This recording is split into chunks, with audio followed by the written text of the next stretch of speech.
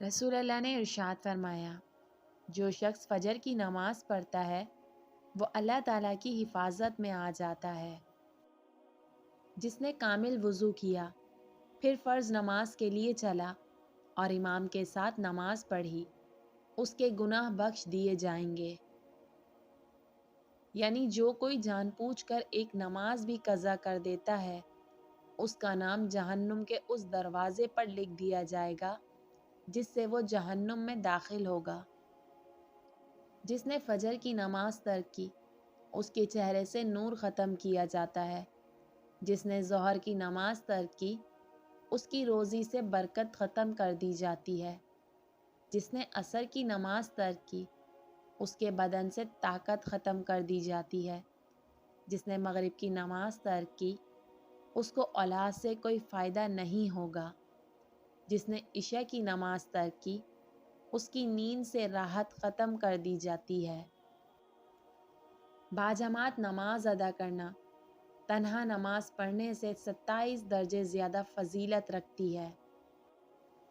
نماز فجر باجماعت ادا کرنا رات بھر قیام کرنے سے افضل ہے، اور نماز عشاء باجماعت آدھی رات کے قیام سے افضل ہے۔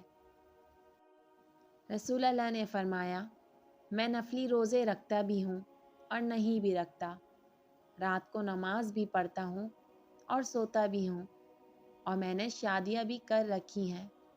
جس شخص نے میری سنت سے منہ موڑا، اس کا مجھ سے کوئی تعلق نہیں۔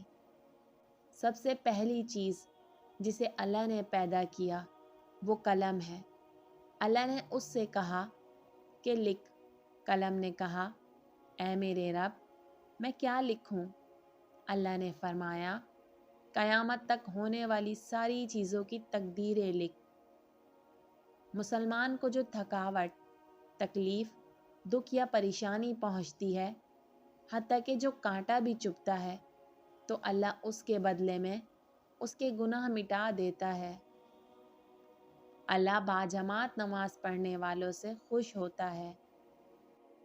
حضرت عبداللہ بن عمر رضی اللہ تعالی عنہ سے روایت ہے کہ رسول اللہ نے ارشاد فرمایا، جو نماز نہ پڑھے اس کا کوئی دین نہیں۔ حضرت ابو ہریرہ رضی اللہ تعالیٰ عنہ سے روایت ہے کہ انہوں نے کہا کہ رسول اللہ نے ارشاد فرمایا کہ جس شخص نے کسی بیمار کی عیادت، بیمار پرسی کی، یا اللہ کی رضا کے لیے اپنے کسی بھائی سے ملاقات کی، تو دو آواز دینے والے اسے آواز دیتے ہیں کہ تو نے بہت اچھا کام کیا اور تیرا چل کر جانا بھی اچھا ہے، تو نے جنت میں ایک گھر حاصل کر لیا ہے۔